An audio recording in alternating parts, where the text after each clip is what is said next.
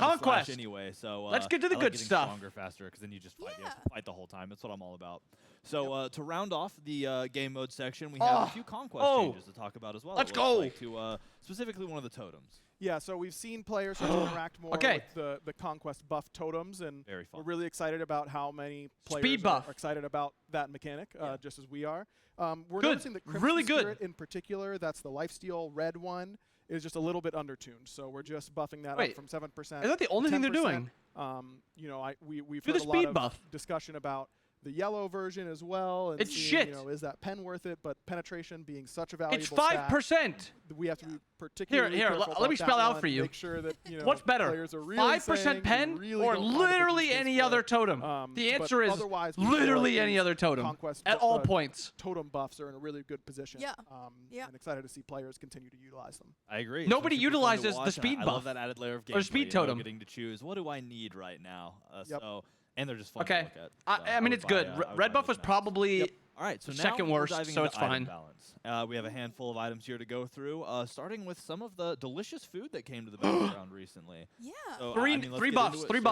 Don't nerf. Yeah, Don't so nerf. The first thing that I do want to mention is that in the 10.9 updates bonus balance, we did mention that we were going to be buffing the underutilized recipes instead of nerfing the overutilized ones, because we want these to still be very fun, powerful effects. Yeah. That's and big. We haven't felt like one has really dominated in a way that is destructive to the game. We felt like this is good, because really this one was the so we just want to make worst everyone else or the best of the worst ones. So this is good. Be talking about is this one was already Stew, good, which has to do just with not CCing or getting CC'd. Yep. I like this. This is fine. So Sturdy Stew, when you get CC'd, you grant protections in an area around you. That protection value is getting doubled now from 5 to 10. So even more defensive when you get CC'd. And good job. Per level scaling good job. As well, I believe. This is just the base number. Yeah, so it's 5 plus 1 per level. It's now 10 plus 5 or 1 per level. Does make a pretty big so instead of 25, it's now going to be 30 late game. This is good. This is really good. Because you don't care about how much it scales with. It's all about the base. Maybe not be as widely applicable as something like Bow. But when it's strong, we think it will be very strong. No, this is that's really good. It really is really good. I've been through a lot of these, and to hear you say, so we doubled the base stat, like that doesn't happen all the time. So that's definitely a crazy change. So I guess let's move into Party Punch next. So that thing about doubling stats, you were just saying, we're actually going to say that a decent amount here for some of these. So Party Punch, previously this was building up a proc and then dealing 15% of your power as scaling as bonus damage. But that was 15% physical and 15% magical power scaling. Typically, that leads to really good. The physicals and magicals being a little bit weaker because those power numbers are so different based on the items that they get. Magicals actually felt okay with Bow. Doing less damage. But this is good. This is good. Wanted it to do in order to compete with things like gooseberries and Bow. So we have split. That's 2 hits. 2 hits. So now it will be 30%. Really good changes so far. Because you can get this off a lot. You can get this off a lot. If you're a magical character building magical power items. It was closer to what we wanted at the 15% number for the magical power characters, because they just get more numbers there. And physicals needed a pretty significant boost. So by separating it, we were able to... Ability ADCs might like Punch now. I think Bow still is too good for them. End up using. But for like burst characters, Punch is going to feel really good. Food's getting changed. Durable Drumstick. Yeah, so this one, you may have heard it it's before. It's still fucking useless, man. Of durable drumstick. So this one grants you damage reduction after you've been out of combat. It used to be 20%. It's now fucking it's 40% terrible, on any man. basic attack or ability that you get hit by. That's almost getting half. Almost half. I was thinking. This is a fucking terrible impactful. food. Yeah. Again, narrow but powerful. No. We think a pretty good spot for some of these recipes. You know, things like but Bow also dog. Much more widely applicable. Yeah. Durable drumstick.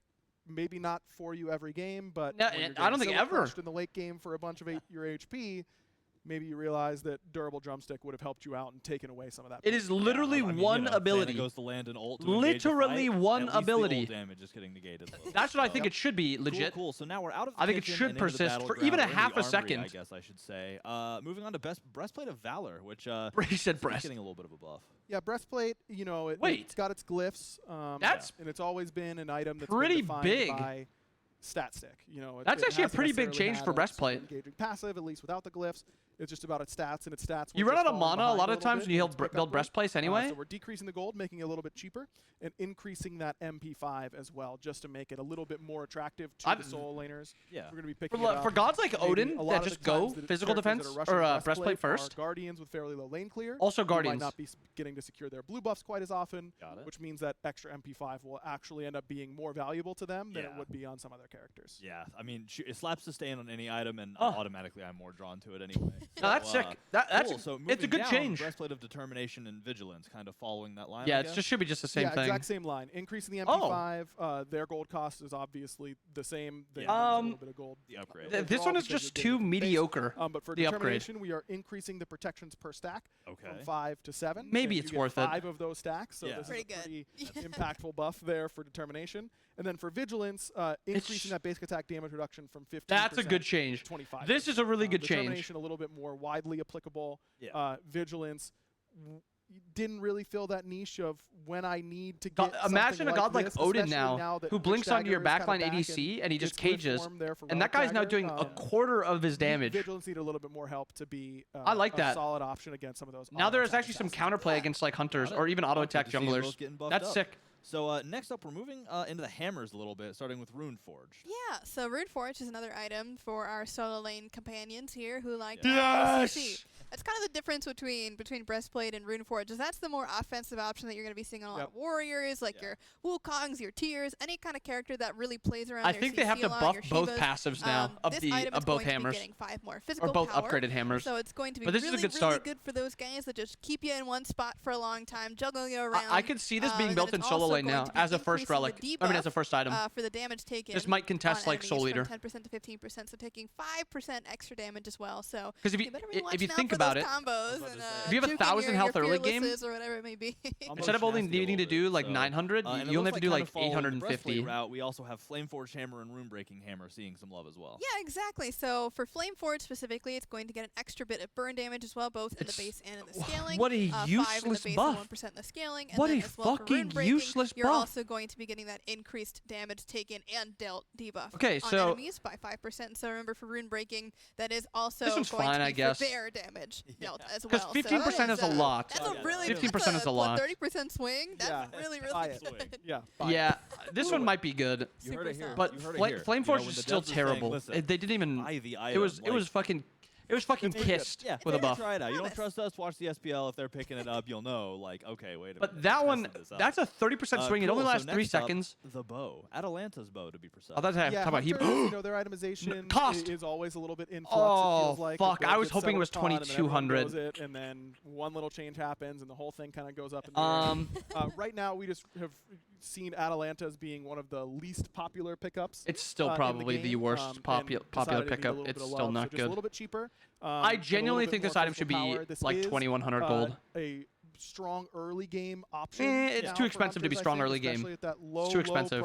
It's cheaper than. You need this item to be cheaper than XE. If this item doesn't contest XE in terms of cost, there's no pickup for it ever. A spot for this in their build. It needs to be 2,100 gold, and it should have been kept at like 30 power probably. But probably more second. It can't be first. And hopefully Atalanta starts to see a little bit more play. Yeah, it won't. Awesome.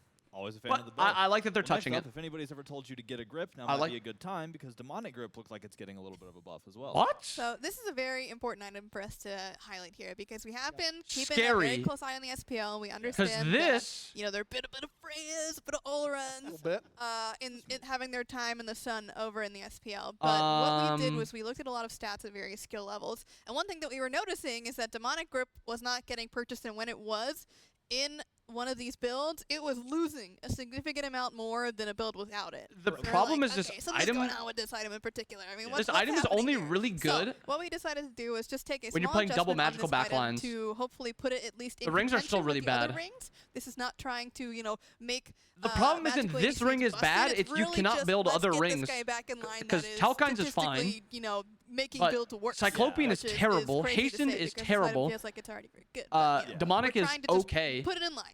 Yeah. But you just can't build these two rings. Yeah, exactly. Yep.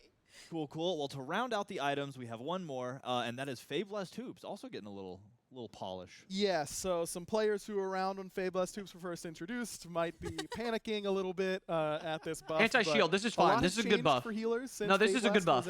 Really, really good buff. Good shot. Now good shot. Wanting to take that max health shield this from is good. 2% to 5%.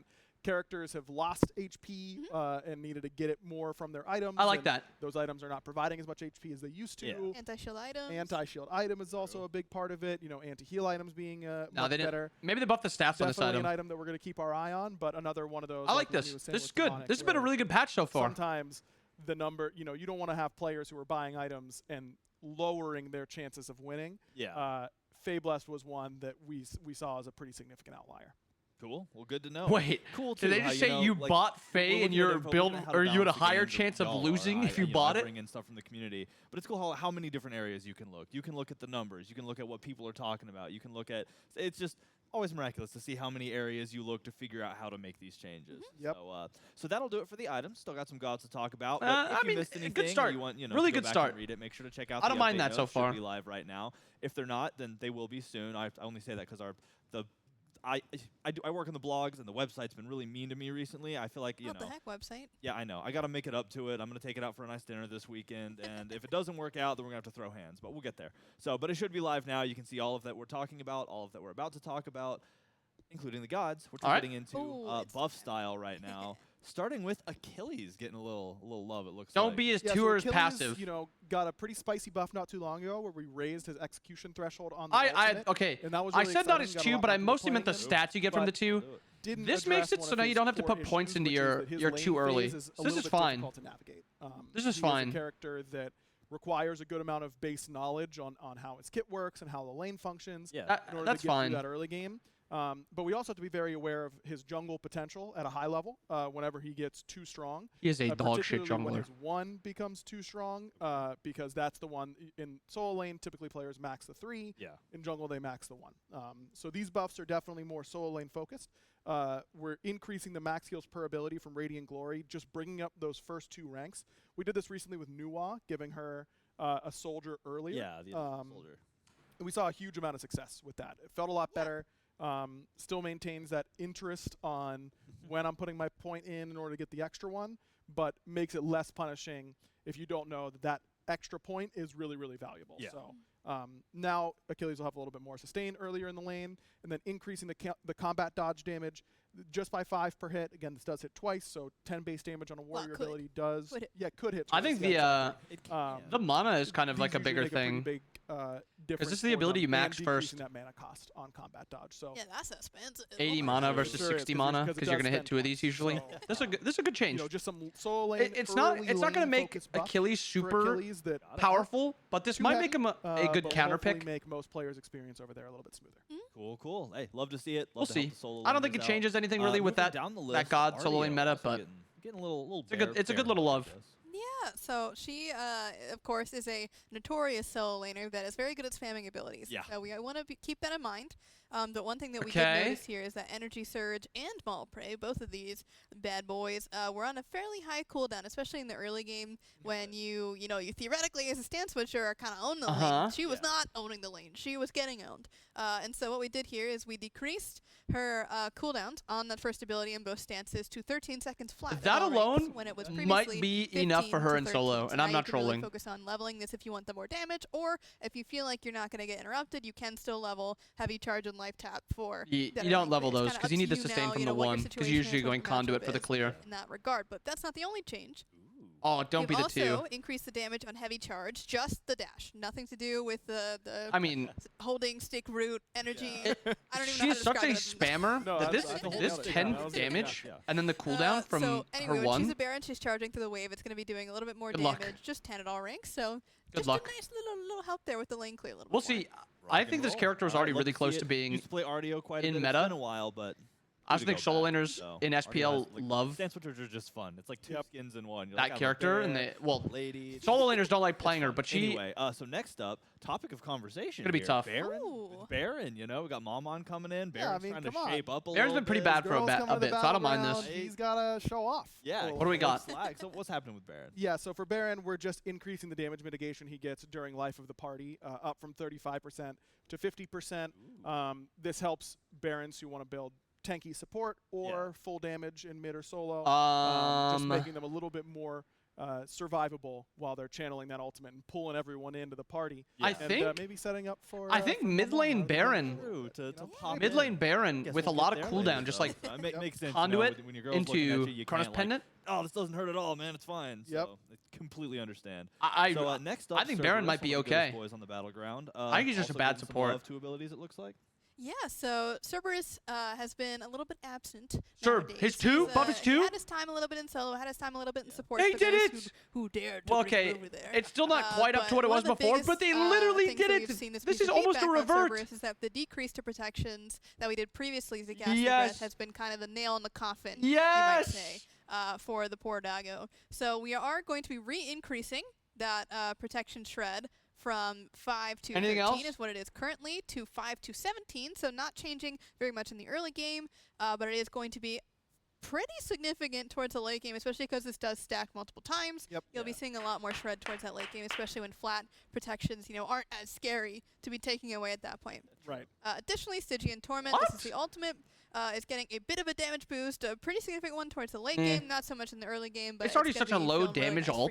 This is such a low damage ultimate anyway. It's one of the more enjoyable parts of the kit. But the 2 is what needed to be buffed. So, beads are down, you caught him, you're like, oh, we're about to see something. That god is going to lane like a monster, especially with Tainted's few buffs through the years. New tier skin, but getting some updates too to Raging Tides and Capsize. Yeah, I think one of the coolest parts about Charybdis and one of the most unique parts of her kit is that basic attack chain where she gets the machine gun fire with the 3rd basic. But because that can stack item effects really quickly, she does always have a reduction on item effect damage on her. It was previously 30%. I mean, it's definitely a buff. Does it change too much with Charybdis? Not really. Chin size, things like that will deal 5% more damage. When you end up multiplying that across all your basic attacks in the late game, it ends up being pretty impactful. And lets us lean into her more unique, fun identity of this basic attack character that can rapid fire a little bit. And is Capsize her ult? And then Capsize, this is a great utility and wave clear tool that just had a very, very long cooldown. So we're just reducing that cooldown by 2 seconds in the early game, still scales down to the same 12 seconds, but 16 seconds in the early game for non-movement does ability. nothing. This character has the worst fucking ultimate in the game. It has a fairly significant channel time and a fire time. This character will not be played. For using that cooldown. Got it. That makes sense. Hey, I've always loved Charybdis, especially since until they touch her ult. Been a really fun character, even though she is such a cool character too. I love her 1, 2, 3, and I love her autos. Really fast feels bad. But her fucking ult is so bad. And again, I will reiterate real quick. Check out we're talking about a lot of cool changes. Make sure to check out the update notes to follow along so that if you miss something, it'll be right there for you. But next up, we have Kushalane also getting a little... Kushalane? Yeah, it's been a minute. Okay, shield when he transforms. Shield when he transforms. His shield is like 60. His shield early game is 60.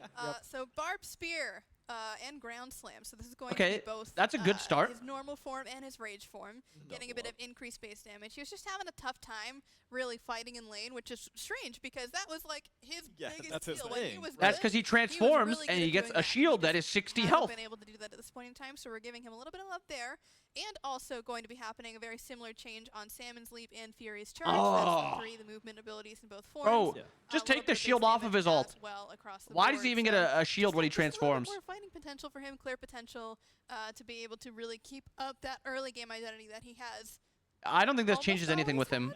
He clears slightly better, but he doesn't. Cool. Next on the list, he's just gonna get out traded still. A goddess with scary claws and a scarier ult. We have Daji. She's pretty. Okay, pretty scary. There you go. So, thank fuck I'm not in the SPL anymore. I hate this character. Love here. Yeah, so Daji, another one of those characters. That Lasbra's gonna lock her in. Pantom. Everybody's gonna play Daji. And when she is pro viable, it's almost always centered around the ult and the 1 burst damage, because our pro players really utilize those 2 more difficult to use skills very well. Solane has a lot of. She was desperately in need from every. A lot of bad. There's a lot of bad warriors for Solane V. Community-wise, stats-wise, popularity, all that kind of stuff. All the numbers pointed that she needed a buff for sure, but we have to be careful around the 1 and the 4. Does he even need a buff? Pretty simple. Just buff the 2 and the 3. The abilities. The 2 and the 3. Be a little bit easier to execute. So a little bit more base damage, and a little bit more scaling on 1,000 cuts. particularly for an assassin having a channel. 1,000 cuts now does 35 damage times 4. Trickster Spirit, very 35 damage times 4. Conditional movement ability, a strong conditional movement ability because very much so. Auto homes, but still need to have someone to go to. 15 seconds at all ranks. Holy fuck! Unless there's a target there, so hopefully Dodgy will be a little bit more successful, popular, easy to play. It's you know, for more players, but also be more rewarding for those players who. I don't know. I think this character is just going to get played in SPL. Not a character I really do not think. But every time I do, the she's bad. Is always a welcome joy. She was already a good character. So Heimdall just got back from a trip around the 9 realms. I like this. I like Heimdall while he was out there, and it's looking a little stronger. It looks like. Yeah, we were talking about metrics before. Heimdall, but poor guy, he was like sitting at the bottom of all of them. Yeah, it's because people don't like playing Heim. So we're going to give him a little bit of love, and the first place is the Vigilant, which is his passive. So you get stacks of this by having vision of people, and because you're Heimdall, you get to keep that vision. I think it's up to 3 stacks. Yeah. So each stack is going to be increasing your power by an additional 1% that it did before. So before it was 2%, now it's 3%. You can see up to 5 people. That's 15%. That's a lot of power. Yeah, that's team. Oh, so it stacks up to 5? Yep. I mean, that is a lot of power. 15% power is a lot, especially in a late game fight or around objectives. That, you know, are not necessarily the most skilled with Heimdall. Don't use the 3 auto attack cancel tech mech. Is okay, 12 seconds. That's just clear. So usually piercing sight is the thing that's used for clear for those guys. So this is a little bit less consistent than that, of course, but we want it to be still a very viable option for clear, especially for those who, you know, aren't skilled enough to be able to understand how to do that mechanic. Yeah. Cool. I gotta love that. That's my skill zone. You know, I'm not the incredible high level player, but it's definitely a challenging mechanic. It is so rewarding once you figure out out how to do it. I don't think that really fixes Heim's problem. Yeah, about setting. I think Heim's problem is like the experience will change completely from I'm gonna try you is out more so how weak his laning phase is. I think he just loses a lot of laning phase. Next up, the god that I relate to most often, Kumbhakarna, also getting a little stronger, waking up a little bit. Yeah, so Kumba. Obviously very strong CC, but has some inherent kit tension. I also think his ult is very weird. Throwback being his primary. Half the times you die as you're ulting. As well as wave clear and easy instant damage. His dash is 11 seconds. That's a lot of things that it has to do, that you want to hold it for movement, you got to hold it for wave clear, but you also need damage. And it was already fairly low cooldown once you scaled it up, but he needs this. He needs access to this at all points in the game. Really from level 1. So just changing that cooldown, not lowering it overall, because a lot of times this gets maxed first, but just giving players the option of maybe I don't need to max throwback first because you don't max this anymore. Maybe I used to max this just because you needed you really do need it up as often as possible. Yeah. And then just some more. His base damage isn't the problem. Strike. I mean, this is an ability that takes roughly think this touches anything in the lane to go off, or for Kumba. It can afford but I think the 1 buff is rather large. Yeah, if now you max, you probably max 3. Or they don't bail before you get to slam down. You know, here's your reward. He also low-key has a problem where he can't clear buffs. He is so bad at clearing buffs. He's like so back. And some piercing thrust, it looks like. Yeah, so Lancelot had a bit of an issue, you might say. Bit of an issue. Small one, just small one, where his base MP5 was significantly lower than it was intended to be. Shout out to a Redditor for a good call out on that one. So his MP5 is looking like it's getting increased by a lot, but it is going to where it was supposed to be at 4.6 instead of 1.6. Okay. So that looks like a very big change. Wait, that's promise. It's just going back to where it's supposed to be. Where assassins are. Yeah, generally that's weird. It's still in line with like the majority of assassins. That's a weird like thing. A bit of mana regen trouble, and we were like, oh, you know, that makes sense why that was happening. That is. Yep. So next thing that we should talk about is piercing thrust, which is the 1. And so this ability is, you know, you'd say your main clear in the jungle. You're not super using the horse all that much. Lance Solo is just back now. Have fun in solo lane against this character, man. He's just going to be dashing all over the place. Which is going to be helpful. He's going to be at a 6-second dash. Mostly in that jungle clear, and to keep juking around team fights, being really sneaky and slippery, which is one of the best parts of playing Lancelot. Yep. True. Cool. Yeah, ever since Lancelot dropped, I really think that is enough for him to be a solo laner now. So, because I just think it's one of the most enjoyable. It's so fun. Just hop up, you get the gallop going. Then somebody you hop up, somebody hits That's you, good you though. off the horse, you have to turn around and talk about but it. I think that is a bad buff to him. But I don't know what you buff on that so character. I think he's just in a. So next up, Surtur. I think he's just a weird character. Yeah, so Surtur of his late game. did pretty well whenever he was first released. He might have 30 plus 3. Wait, this is huge. When he was really good, it was often just because Ember they've almost doubled the damage you get from stacks, and then it's just better early. The better early is whatever, really good, but you almost double your damage from stacks. Holy fuck! And this really fun stacking mechanic on his AO1 just never really contributed to that. He didn't feel like that scaling warrior where, oh, I've let the Surtur get 150 stacks on his one. Yeah, it's going to be a lot harder to win the game from here. So, feel like we're not going to touch his early lane. No, this is good. We just want to up that kind of investment into that identity of this scaling warrior. No, I love this. Become this really powerful. I love this. Come late game. Now, when you stack your one, it's going to end up hitting a pretty decent amount harder. Okay. We're excited to see where this puts him. I realistically think you can get up to like 40 and maybe even 50 sometimes if the game is going late.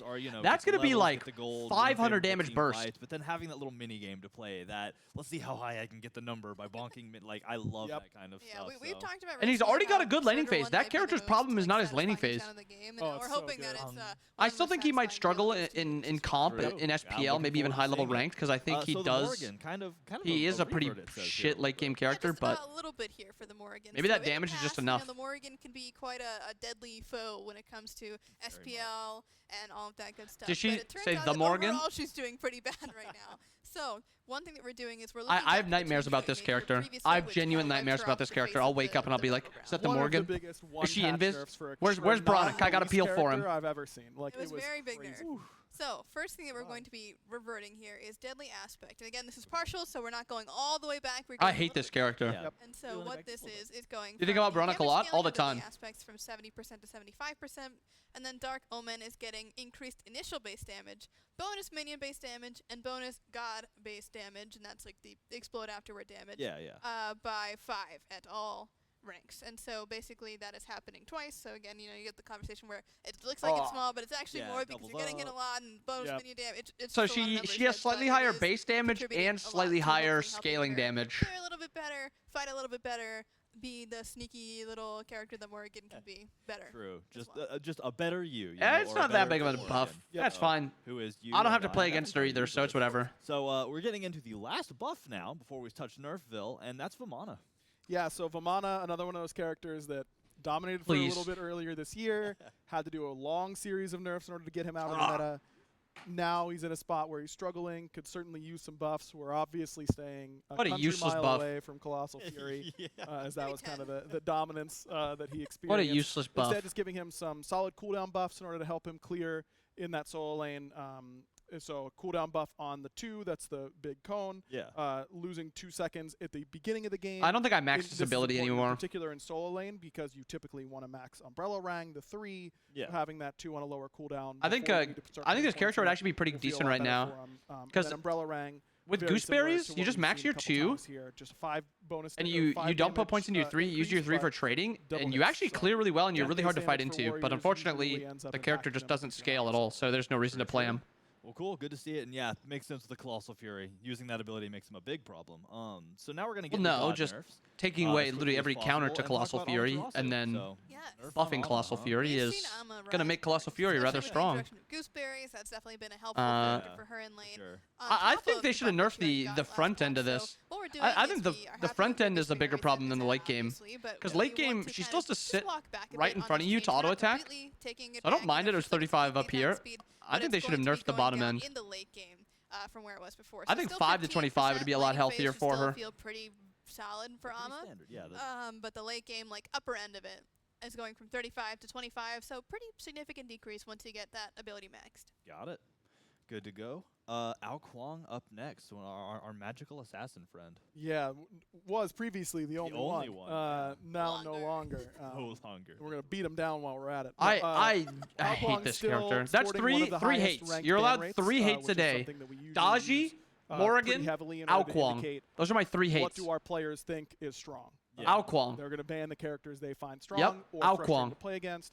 Ao Kwang is a little bit of a combination of both, but we think that he is deserving of some nerf. This isn't the largest nerf in the surely world, there's a bug for Ao Kwang where we could take him out of the game for a little bit, right? Especially when you have the damage yourself to get them there.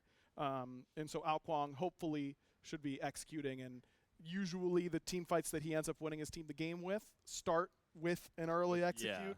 Or end with an execute that heals him and then I think his passive is pretty problematic because it's healing him and it's reducing cooldowns. Got it. And especially in solo lane or in mid, if you're actually like able to trade up a bunch of abilities, you're 3, you just spam it. You're like 3 auto, 3 auto, 3, and you're healing during that time too. And this is a character that's supposed to scale into the late game, but he's got a good early game because of his passive. So next up, the spooky spider. I don't know why that was so salivated. A little bit of a tone down. We just talked about ban rates, and she's got either the highest or the second highest. It's definitely up there. For sure. This doesn't do anything. So this doesn't change the character. So frustration factor after doing a bit of spicy changes to her, you know, and so we're going to be taking her attack speed on Cocoon down. Of course, it did get a very solid duration change because before it was only 3 autos that you had the attack speed, and now it's 4 seconds. So that is obviously a lot more time to be having that attack speed. So we're going to be taking it down by 10% at all ranks from previously 30 to 70 to now 20 to 60%. So just less attack I think speed they could have made it so she's not getting attack speed even from her too, since it's only that was a huge buff. So it's only a stun now. Kind of makes sense. I think that would have actually been something they could have looked at, just removing the attack speed entirely. A little too strong. Pretty much the exact same thing. Who is this? In that, you know, he gets a lot more tools to work with. Now, you know, the one slows right away, all that kind of stuff. Now we're just going to a character that literally dominated SPL. Losing 10%. Dominated. You can say this for Ama. I think he made it through like 5 times and he was 4-1 or something like that. Yeah, we're going to get permabanned to the rest of the series. Changes at the beginning of and they decided that nerfing his attack speed by 10%. We definitely went a little lighter on these nerfs. We know that the community is sensitive to we buff a character really strongly and then they don't want them to instantly get knocked back to where they were or even below where they were pre-buffs. So we are intentionally taking our time a little bit with some of these gods. Why not? This character is just problematic. Big changes. I really think this character's just got a problem kit right now. So all of those being a little bit lighter, we're going to be keeping a close eye on them. I don't mind the Arachne nerf though. I like that. I still like Arachne. You know, I don't think Arachne's just. Like, all right, maybe it's because I'm a high level player. I think she's fine. Ripping the band-aid. But I really think Chernobog is just a problem. He's a problem. All right, let's see how it feels here because who knows? You could land right in that sweet spot. So. Cool. I don't think 10% is going to land him in the sweet spot. Yeah, so this is a bit of a double whammy on the poor Waterman. This is a good nerf. Because he got hit in bonus balance. This is a good nerf. Yeah. We noticed that his, you know, play rate and pick rate and win rate and all of that fun stuff did not change very much after his nerf, considering how great he is with Bao and jungle and all that good stuff. 3 to 4 seconds is rather irrelevant when you're getting that 40% cooldown. And you also just have Bao, and you also have Horn Shard, and you also have Deso. Your abilities are, your one at least has been perma up. Even if you have Bao, I mean, this is a good nerf though, 2s2. It was before, but it will not be as impactful nearly as much. I also think that they should make it so he's not slow immune on the river. He just cleanses slows. On the nerf list, Kali, the next. And they kept it at 12 seconds. Another one of those high ban rate characters. In the top. Wait, she's still busted, bro. I think this character is so bad now. She's been up there for this quite character some time. got nuked. Incense is one of those abilities. She got nuked, that's the stun, and she's still getting picked and banned. banned. No damage. How could it be good for an assassin? Yeah, that's it's because it gives her a ton of physical power and was giving it for an eternity. Like self buffs typically do not last 8 seconds in Smite. That is a really long time. 6 seconds is still a long time, but more in line with other power attack speed stims in the game. This is something that we think is probably sneakily contributing to that win rate a good amount, especially because she doesn't have to invest a lot in power in her builds because she was relying on getting so much power for so long with Incense. Now for a little bit less duration. Cool.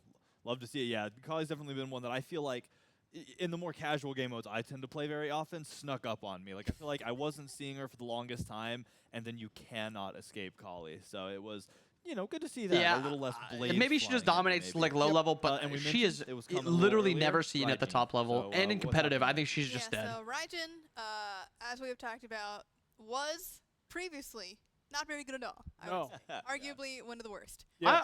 I like this. He made this big shift to being one of the best. This is good. This is good. Right at the top. You know, up there at the top of the I think Raijin will still be a little strong, but I think this certainly does deserve a bit of a nerf, and like Aggro said a little bit earlier, we'll still keep him strong. He has had basically no time in the past 2 years to I think this is fine. So I'm going to give him a little space, give you guys a chance to learn how to play with and against I like him that. again, That's a good nerf to Raijin. He's still a very cool character to see. I like him.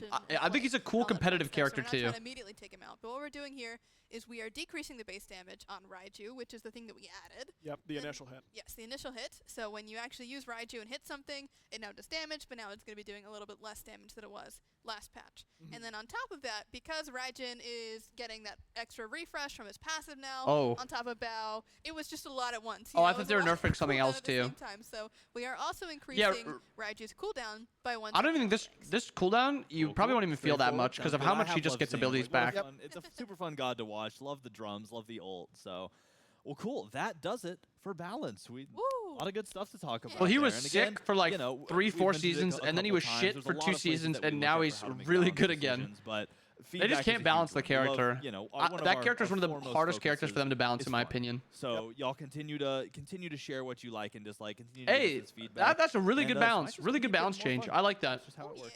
So next up, we have another event, a new event coming with this update on Tuesday. And it's the Festival of Spirits event. So right in line with MAMAN BRIGITTE. And that's a lot of text you see there, but I'm going to try to summarize it real quick for you. I do not understand why that character is dominating so hard. Which has 5 skins and a cosmetic bundle. She really got no changes, and people are still like so, look at what baffled. You want, direct purchase it, or roll. Or I'm baffled that she's getting picked so much. Skin right ahead. And unlocking all of the items will unlock an unlimited Martikaros skin, which I'm gonna spoiler a little bit, is absolutely horrifying. People also don't play Pele's counters. I hate There are some characters that just shit on her. So, people just don't play her. A cool event. Keep your eye like for that. Fenrir into Pele is such a free matchup for Fenrir. Literally destroys her. Skull tokens. I forgot. I'm just excited. I'm thinking about Martikaros. It's got me scared. Cam is another one that farms her. I don't know about Robin, but it's probably not bad. Skull stones, which you can flip. Cirquette, but nobody likes playing Cirquette. Some quests and earn some cool cosmetic items. Auto Destroyer's Fenrir. I mean, you just out damage her. Do that. Make sure to knock you out damage her. If you ever see her use her 2, you brutalize it. Stone, flip it over, and see what you earn.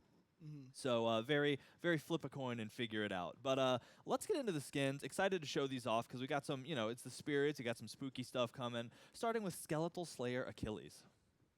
This is some badass card art. Yeah, it really is. Wait, he's angry. That's a clean skin. That dude who's just getting like screamed at point blank by a terrifying monster. That is actually a clean skin. I don't know if mentally. All right, in game, fingers crossed. Physically, mentally, come on, guys, we can do it. You're coming back. We can do it. The size of his hand is as big as this guy's head. Yeah, come on. And I like to point out the fact that you can see the curved spine. You can see that he's squatting. He's putting his whole back and body into that scream. Like his jaw is unhinged. Yeah, like that's why that come on, show me in game. Literally being eviscerated. Please be by good. The scream is please be good. Achilles is mad. Yep. Achilles is mad. So the next skin, which I'm excited to dive into. I'm gonna see the in game. Tabby Toil Ganesha. He's just a cute little cat. It's a cute little cat. This skin is so funny. Yeah, there's a lot to love about this skin. So super, and I love this theme too. I love that we keep bringing cats in, but they keep it changes. This is a shit skin. This feels like a cat version of all of the gecko skins that we see a lot of. So I'm just a big fan of it. This guy's a troublemaker. That's true. You can just tell that this guy is a big old troll up there on the top. Big old troll. Yeah. Yep, that one. That's the guy. That's the one. He's griefing. Shit skin. 1,000%. Oh, it's an owl. I don't know if that's possible. Oh, it is. You can't speak. Is what he's gonna be. You grief the enemy, but it's yeah. I mean, the whole thing. He's a little troublemaker. You can just tell. Bad skin. I feel like in most games go next. I play too, Bad they skin. never have any kills. 0 out of 10. Yep. Go next. Absolutely grief behavior. Go next. Come on. So a super cool skin. Come on. And I figured it'd be fun to check this one out in game. Oh, yeah. Come on, let's move on. It's he's just doing his thing and not caring who's judging. You know what I mean? True. He's got his little cauldron. He's hanging out. He's got a little owl friend too on the side there. Yep. Oh, that's so adorable. This is like a nice mix between like he's like some kind of like mischievous spellcaster type. Then he's made this mech and now he's gonna come beat you up with it. Yep. He's finally getting his revenge. I love cauldron base. 0 out of 10. I was waiting for this.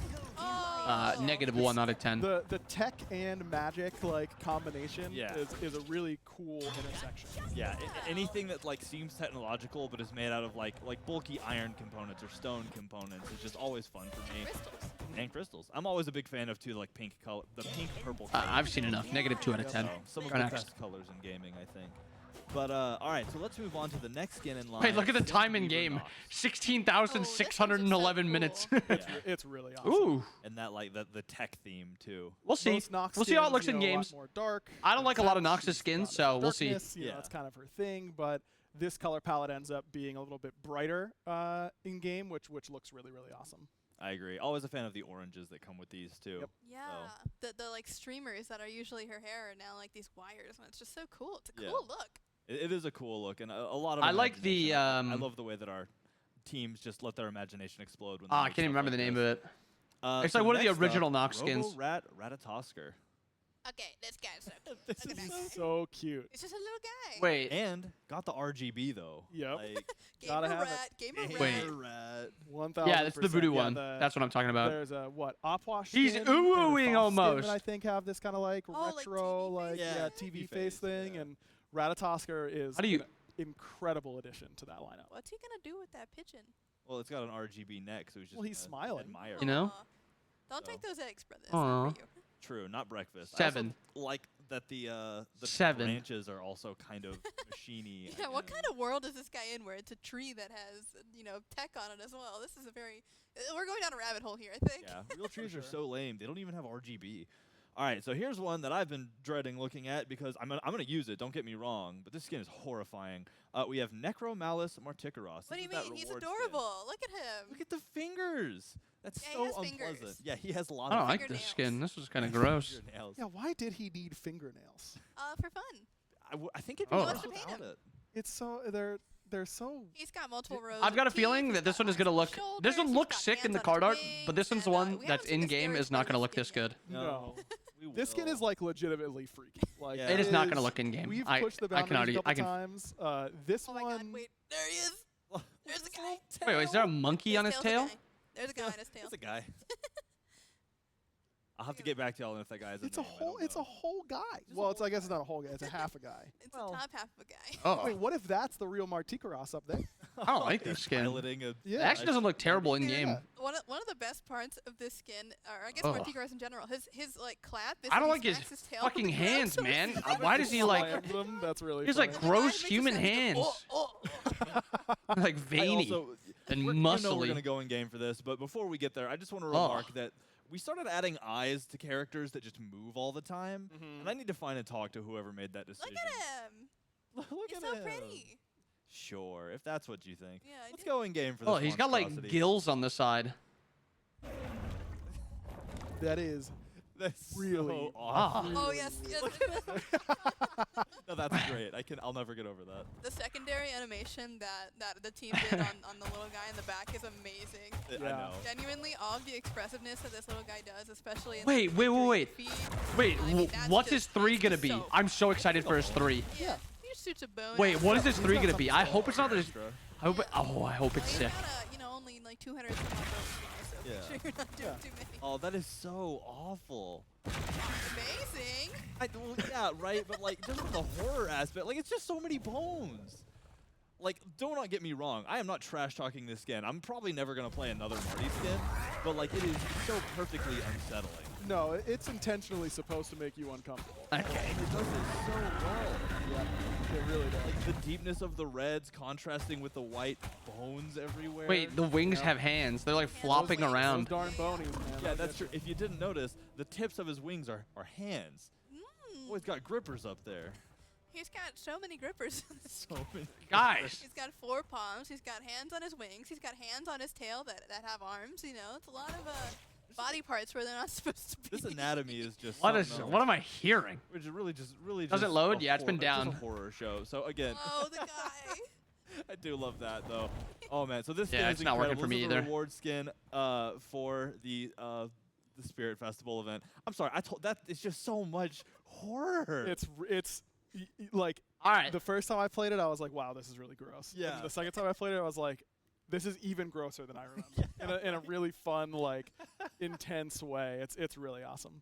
So anyway, there's that little monstrosity. Again, I want to see like 100 more skins in that line because I really love when you like it triggers that emotion, you know, and it does it so well. Our team really sat down and was like, how can we inflict fear into the hearts of our players, even if they're playing the character? Usually the fear comes from me being dominated by an enemy, Marty. Now it won't matter. We'll get the lane. I'll be like, sorry, guys, I got to go.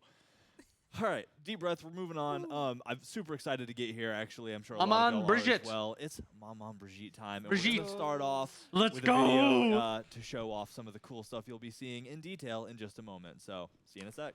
Okay. All right, all right. I think it's just about time to get this party started. Mama is here now.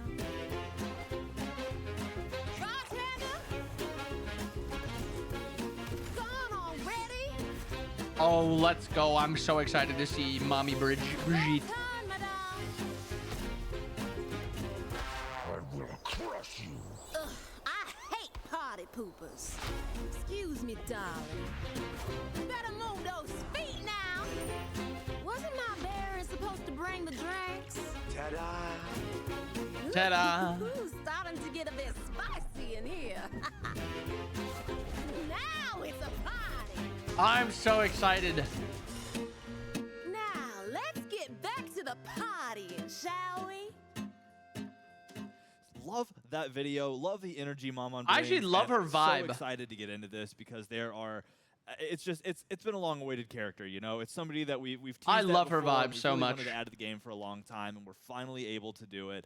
And like with every god added before, just an incredible addition. So much exciting tech and so much exciting work. So all right, give me something good, Aggro. Ready to get into it. And we're here with the designer Aggro, who has been hanging out with us the whole time. But you kind of led the process. This is your baby. So get into what this process was like. Her voice is irritating. I like her voice. MAMAN BRIGITTE. Yeah, this has just been one of those characters that the community has been asking for a really long time. Yeah.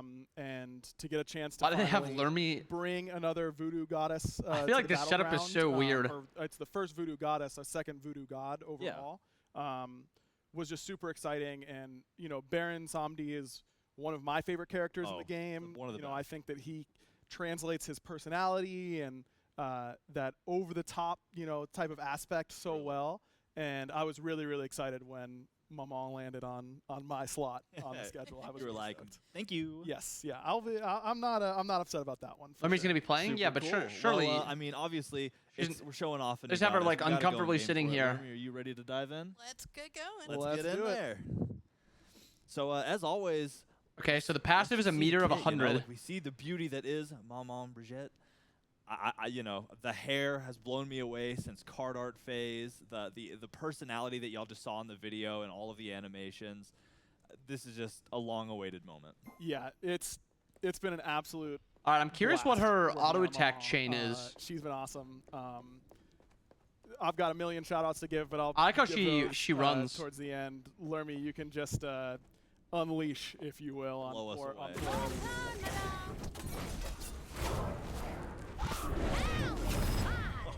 That is so cool. The full combo. The full combo. That looks practiced. It looks like you might have done that before to, I don't know, a couple times. kill some people. Yeah, just a couple times. To own some playtests. All right, so, you've seen all the abilities. Let's kind of dive into it. And I assume it's going to be melee autos. Yeah, so she's a magical assassin.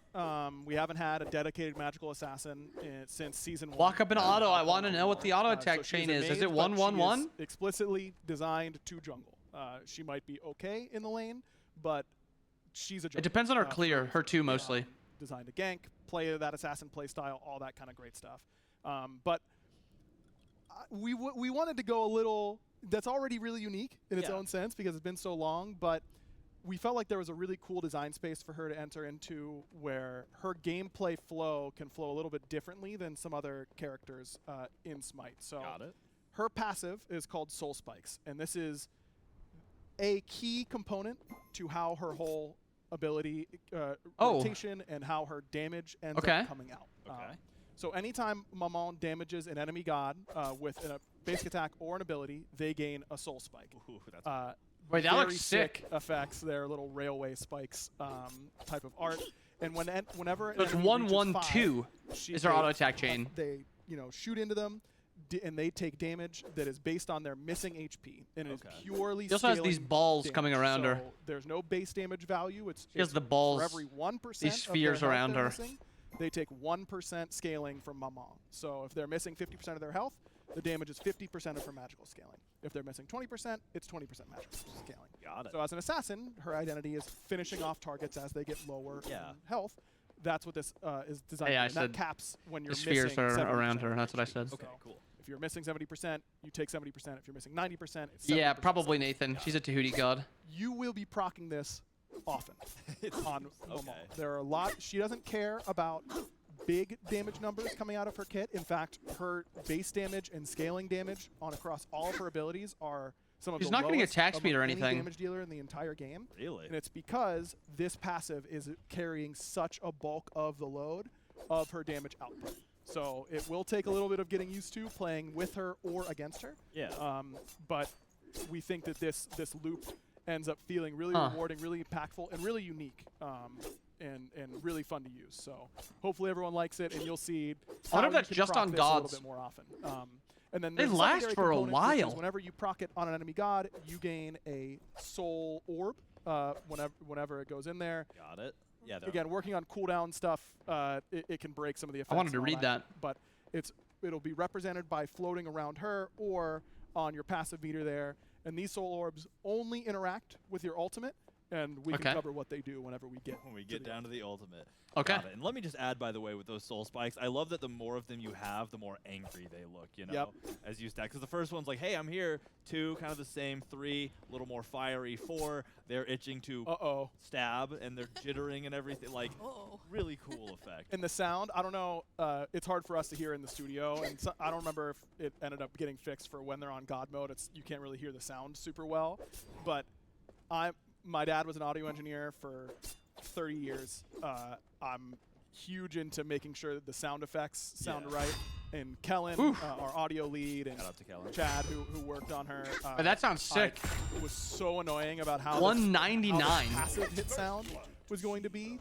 It feels so satisfying. Doesn't even have that much power. Stack them one after another, and just that really sharp metallic sound, because you have to know that you're taking significant damage from that ability, from that passive. But it's also a huge part of her gameplay. What is Opwash doing here? They did an incredible job on that across the kit, of course, but particularly on the passive. It really depends. A lot of it comes down to what her abilities are going to be more than anything. If she can lane. Yeah, so party trick. Oh, sorry, we were supposed to do the basic attacks as well. I led you astray on that. That's fine. We can talk about it. Just real quick, she does have a unique basic attack chain in that she is the first character to have 0.5 pre-fire on the first 2 basic attacks. Arachne has 0.5 on her opening, but her chain is 0.5, 1, 1.5, I believe. MAMAN's is 0.5, 0.5, 1 on her basic attack chain. And again, that's because it's the identity of, I don't care how hard I hit, I just need to hit. Yeah. That's kind of crazy. So my passive.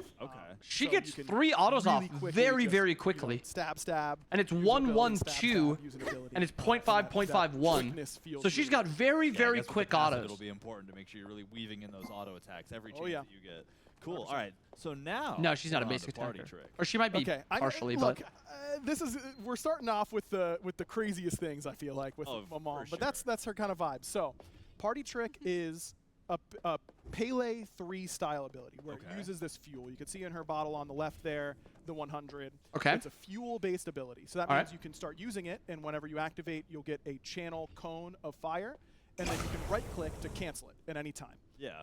And this is without any cheats on or anything like that. There is a lockout time, but no cooldown. Whenever you run out of fuel, and the fuel does not run, whenever you run out of fuel, you will slam the bottle and stun enemies in the area, and then the ability goes on cooldown. And then whenever it comes off of cooldown, you will start at a 100 fuel once again. So it's this fun little mechanic of use a little bit of fire. It doesn't function that much like something like Bacchus Burp. It is a lot more like a Kukulkan Tornado. Wait, that damage is insane. A fire dot to any enemies who are hit. So she cares about instances of damage. This gives her multiple instances of damage that she can apply, cancel, basic attack you a couple times while the fire's ticking, and then reapply it before it ends up running off and not miss any of that damage.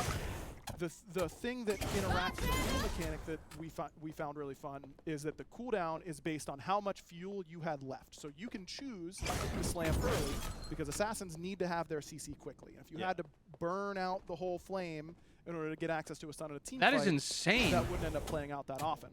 But if you press 1 again, or left trigger, whatever you're using, or left click, then you will activate to slam every tick of her 1 is putting that will increase the cooldown nails based on how much fuel you had left. Okay. So the way it works is you have your base cooldown, I think 6 seconds. There's 8 seconds of additive linear time that, for ease of saying it, if you have 50 fuel left, wait, so that's like half of 8, so 4, you add that to the 6, so it's a 10-second cooldown. But if you would let it go all the way down to 0, and if you use your, you're gonna set your fuel to that's 5 like or 10 in the jungle, you can blink in, get your instant stun, a very low cooldown ability. 50% cooldown, and yeah. then it can come back up and you can reactivate. That still is only going to be a slam, getting a second stun. Yeah. Fight. So I think it's 2.5 seconds, so it's 5 seconds maybe base. Fuel management will feel that reward, but you still have the option that to is get your fucking insane burst of damage and CC as well. Got it. A super cool mechanic too, for like really rewarding for once you start to get the vibe, because just getting the fire breath off, just getting those ticks off, not a horrible thing to do by any means. Nope. But once you refine your play style and you learn how to really micromanage that fuel source, I feel like we're all gonna see a lot of really cool play come out of that. Yep. So excited for it. So next up, Madame Fangs, it looks like. Yes. So her snake tattoo that you see on the left arm there, it has a name. Her name is Madame Fangs. Madame Fangs. And you will address her as such. So it depends on this. I mean, everyone. Yeah. And this is what it really depends Maman on. Activates, If she can lane. out Madame Fangs, and it travels in a projectile line, and can squish it a little bit. What is it? That's a 10-second cooldown. Where it so can't go all of her further abilities are into you, 10-second cooldown or so that far, maximum base. thing. Quick shout out before I forget to the modeling team and to Tech Art, because I was really annoying and was like, can we make Madame Fangs disappear from her arm while the ability is on cooldown? And you'll notice that when you fire it, the tattoo does disappear and then slowly come back. That actually looks as sick. the ability comes back on cooldown, which is such a cool little detail that I was super glad we were able to That is a really but cool let's talk detail. about what Madame Fangs actually does. It does damage to enemies. How and much? It applies Madame's mark. Is that You can see 250? that skull there. That looks really cool. That is very, very who low. do damage when they have Madame's mark will take a small bit of damage. It's literally 5 plus 5% of her scaling every time you hit them. It's basically a tick double. Yeah. So whenever they have Madame's mark, if you basic attack them, they take the basic attack damage Wait. and the mark damage. And That's two passive stats. Okay. Exactly. So you can end up with your AO1 dot, if you party trick dot them, cancel it, basic attack them, all while they have Madame's mark. You go from getting your passive every 5 hits to every 2.5 hits. Yeah. You know, it ends up being, this is how you stack. That's your insane. passive really, really good on So something, and the end up snake getting a doubles bunch of passive how many procs nails you hit back them to with. back to back, and where that sound really ends up feeling really, really rewarding. Holy. Learn me chill, you're blowing my mind over here. I'm just watching nails appear and vanish in a heart. Yeah, no, that's cool. So another Bro, really fun aggro makes these of this characters ability have so is much that it depth. I can mean, so much multi-hit. depth. Okay. There's so much depth to So the if character. someone is running away from you, you can end up hitting them a whole lot. And again, if you hit them twice with the initial projectile, it does the initial hit damage, reduced subsequent hit damage, and then mark damage. So when you hit them twice, you really hit them 3 times. If you hit them 3 times, you really hit them 5. So it only lasts about 3 all that kind of seconds. fun So you have stuff. about 3 And seconds to kill. really I don't think accurate she's even play. going to be a Even poly at god. long ranges, you can double hit on the corners where it turns. So you can get hit again if you're on a corner. So it's kind of like getting that max range Thor double tap where you can So it's instantly 250, get the 2 250 hits. base, and then it also ticks. So if you get hit once, it's 250, and then it can tick beyond that. That's really cool. Again, I love hits that have so much room for skill expression, you know? I mean, that's like she's 80% Definitely scaling. difficult to I don't think play she- to her optimal. She might be power, able to but mid. Very rewarding when she does. She And I might gotta be give a able huge to mid. shout-out to Nah, Alex I don't think she's gonna be an Chaos, auto attack the god. programmer on Smite. I don't think she's going to be. he She's spent not a reliant on her ton of auto attacks time at all, getting this especially in late game projectile to team feel fights. even I don't think more she's going to be even like snake-like Alquan. and, rotate properly around the bends instead of I think she's just gonna be like a making the sharp Deso- edge turns, Yeah. and it makes this ability Deso just feel. She probably is going to be super cooldown dependent, so it might even be Chronos Pendant Deso. And, you know, nothing wrong with a high skill ceiling. You know, it gives. The problem is I don't know where survivability is going to come from. Because I don't think she can build lifesteal. She doesn't seem like she'd even want lifesteal. She might just be a genuine, like, kill you and get out as quick as I can, hopefully I don't die type of character, and it might just be like a book into Deso type of character. Yeah, this is one that everyone was, when we were talking about Maman, what she would do and all that kind of stuff, possession is a huge part of her. No way, they did it? You know, being able to possess others. Did they do it? No way. Like, well, we got to have a possession ability. And it's such a dangerous and scary mechanic. No way. In particular. You can control really the person you dash into. You to lose control of your character if you're getting possessed. But you want that feeling of dread of, oh, get it off me, you know, like where'd she go? Where, you know, how did she do that? Fuck, how do I thought he was gonna say you can control the enemy. So Spirit Seize is basically knocks the elevator pitch is knocks dash but into enemies. So you are fully immune inside of them. Maybe it's the way he worded it. 2 seconds. During that time, they will take damage over time. Again, all of her kit centered around small, multiple hits. No, I just mean like 2 seconds where you like take control of the character and you can like walk them to your teammates. And then you have the choice to either dash out or right click in order to pop out right next to them. So if you're trying to kill a target, but you have to dash really far away, then it's really like not that she gets access to the abilities, but she like dash into you and make you like walk to her allies. So it's basically like a 2-second CC. Like that, and then pop out. And the fun part of this this ability, as not like he could just use your abilities and make you use your ult, where you can follow people in some crazy movement and that kind of stuff. They're about to Odin jump over the wall. You can possess them. Her chase potential is crazy. You have to be a little bit careful, you have to guess. Like with Nox, if you dash into an Apollo who's about to take off the ground. Yeah, I think it would be a cool idea if they would have been able to allow that. But it might have been really hard to have you are at the mercy something of like that. I don't know. Landing, and it has happened numerous times where someone has dashed into a Thor who was thinking about going in, but then decides, wait, I've got a Maman right here with me, and just dunks right back into the middle of his team, super far from the rest of her team. Instant death.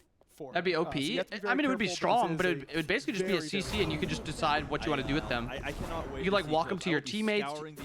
Like, say the Odin was trying to walk to Fire Giant, and your team was on fire. You could like dash into him and make him walk the other way. I think that'd be cool. Yep, absolutely. It is so fun every time. That is so. Still a cool ability. Not saying it's not. I just think it would be cool to have actual possession for a second. Watching those nails build up and. I don't know. A lot of this kit, I love. It's the mini game. It's how many passive procs can I get in this fight? Yep. And I also love the option to either like dash in, like stay there, or you know, be like, all right, you're chasing that me. That dash is a long cooldown. That dash is an 18-second cooldown. So much skill expression, so much room for playmaking. I sorry, 16 seconds. Esports like shout casting of he went right into the middle. So it's gonna be wild. So all right, let's see the ult about this one because I think the ult is just a knockup. The intro, the ult looks incredible. I want to talk about it. Explosion of souls. Yeah. So Maman becomes CC immune, not damage immune. She's on the ground. I know she floats a little bit, but she wasn't gold in the during that time. And she you don't need every character to be CC immune. Accumulating and throws it at the target location where it explodes. Does a good amount of damage. That is her.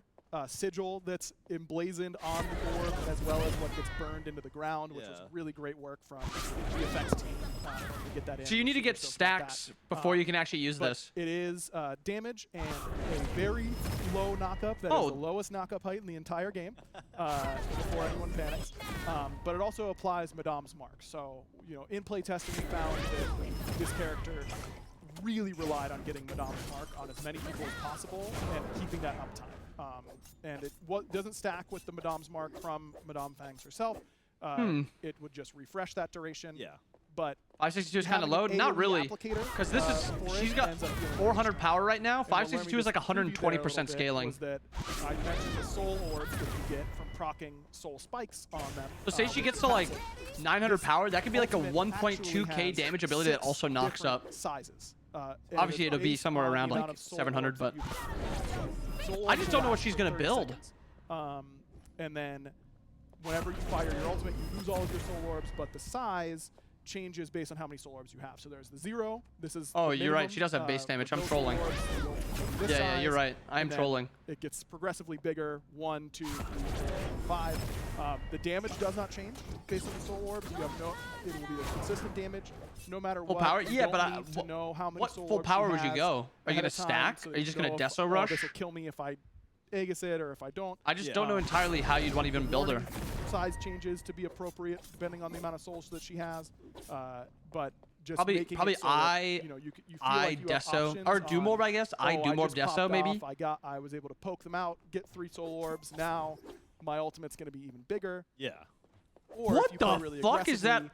Dash in, put Madame Fangs. Bro, she's dropping the sun on her head. 5 orbs and then get to drop this. That is big huge. Bomb right in the middle of the team fight. It feels really, really rewarding. It looks really, really rewarding and really, really cool. The giant orb is just. I'm a fan of the orb. Yeah. So look, it's a trope for a reason. You know, like every game, every anime, everything that has some epic energy. I don't think you can go full cooldown. Yeah. A giant. Does her all computer? Yeah. Of energy that explodes, and it's because it feels and looks really freaking cool.